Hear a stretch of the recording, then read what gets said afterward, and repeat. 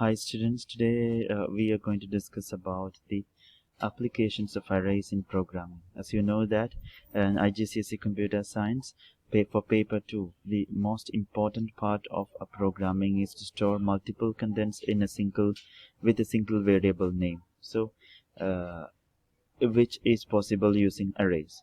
So today the lesson objective for us is understand how to use arrays in programming and understand the applications of arrays. So look here, what is an array? So if you just have a look at this, you can see that uh, it is just like a big box with multiple containers. So these are the containers. So here also you can see the same. So the box will have a single name like A. Assume that this is a box and it has a name A. So each container will be locked with a key, and that key is called index. So there will be, based on the number of boxes, there will be a number of keys or indices. Okay, so how can I access a value from each container?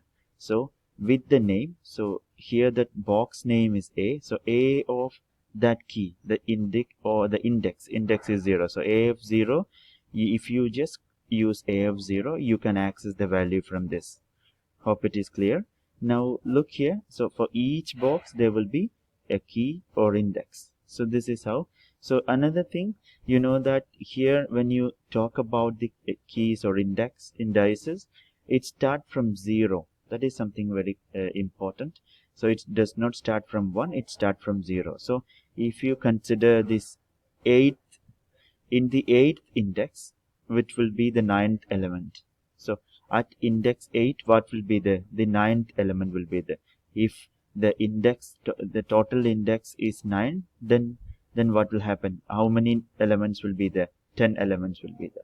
Now look here, how we can declare that in an array with a name A in pseudocode. Declare A. A is the identifier or variable name, colon, array. It says that it's an array, and for here, how many elements are there? How many boxes or containers are there in this box?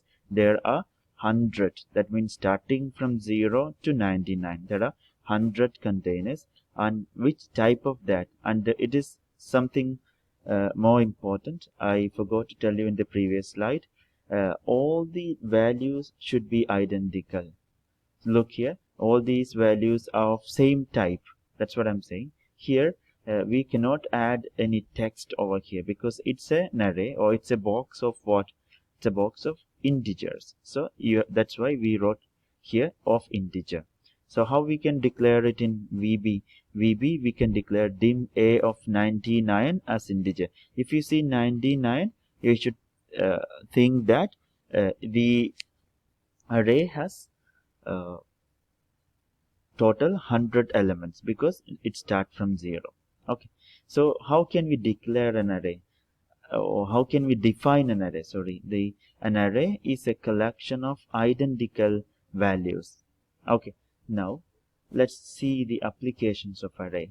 The major application of array is sorting and searching. Here there are mainly two sorting techniques we have to learn: bubble sort, and the second one is insertion sort. Now we are going to talk about bubble sort here. Look here, assume that I have an array. I declared the array as dim A of 3 as integer. You know that if 3 is written here, it means 4 elements are there. So 70, 40, 50 and 10. These are the elements which I took as an example. So if I want to sort it using bubble sort, what I do is I compare the adjacent elements here. In A of 0, what is there? 70 is there, and in A of 1, 40 is there. I just compare these two. While I compare, I have to check whether which one is bigger. If the first element is bigger than the second element, what I have to do? I have to swap it. So if I have to sort it in ascending order, I have to check which is bigger. If the first one is bigger, I have to swap these values. That's why it is swapped here. So the first step is over. And in the second step, I have to compare the second element and the third element. Then which is bigger, based on that one we have to swap it. So here 70 is bigger, so I swapped. Now here 70 and 10 is compared and it is swapped. So after three swapping, or after three comparison, what happened? One of the elements in this array got sorted. It came to the final position and it is sorted. So listen very carefully, that we have to think here is in each pass. That means in each, look here, we have compared each elements here, no? So once you finish comparison of each element, then we call it as a pass. Okay, so one pass is finished. Now in each pass one element will get sorted. So we got one element sorted here. Now we only have to think about other three, right? So we have only three elements here, 40, 50 and 10. So in this case, when we compare 40 and 50, you know that 50 is bigger, so we have nothing to do. And look at the second one, 50 and 10. You know that 50 is bigger, so 50 got swapped. 50 and 10 got swapped. That means interchanged, so 50 came here. Okay, so 70 and 50 got swapped. Sorted already. Now we have only 4 and 10. We will check 4 and 10, and that 4 and 10 got sorted here. So you can see a similarity here. Based on the number of elements, we can find out the what. If we get the number of elements, we can find out the number of passes. Here 4 elements are here. So how many passes are there? 3 passes are there. So if total n elements are there, n minus 1 passes will be there. Okay, to sort. Then in each pass we can avoid, we get one element gets sorted. So in the next pass we can avoid that person. So n minus 1 and one more minus, no? So n minus 1 minus 1, what sorting steps will be taken. A comparison step must be taken in each pass. Okay, so hope it is clear. So you can see that here 3 comparison steps happened, here 2 and here 1. Okay, so it get reduces. So hope it is clear. Now let's go to the programming. Before going into the programming part, let me show you a presentation which shows the bubble sort. Look here. Here we have an array of 7 elements starting from 0, 1, 2, 3, 4, 5, 6. So 7 elements are there. So in these 7 elements, these bars notates the number. Okay, so for example, this will be the biggest number is this. The biggest number is this. The second biggest is this. The third biggest is this. So and this one like this. Okay, so we are going to sort this. So when we start sorting, you know that we have to compare these two first, and which is bigger, it will be swapped. No, so let's start. So this is the code for swapping. This is the what program code for swapping or sorting, sorry. Okay, so let's start. So for I equals 6 down to 1. Down to 1 means it is it's starting from 6. So 6 in the first loop it will be 6, in the second loop it will be 5, in the third loop it will be 4, like that. It's coming down. Okay, so it's in the first loop the value of I is 6, you can see here. And now the next one is for j equals 0. So j equals 0 here. Now we are going to check in the first one what we are going to check. If a of j is greater than a of j plus 1. If a of j, that means a of j is 0, a of 0 is greater than a of j plus 1 is this. If it is greater than, then we have to swap it. We swapped it. So swapped it. Now same like it is it. So this one pass got started. Now look here. So it is checking. Now we are not going back to this loop. We have to check all these elements first. Okay, now see. This is compared, that is compared and swapped. This is compared and swapped. This is bigger, so nothing to swap. And the next one is bigger, so we have to swap it. No, so we finished one pass.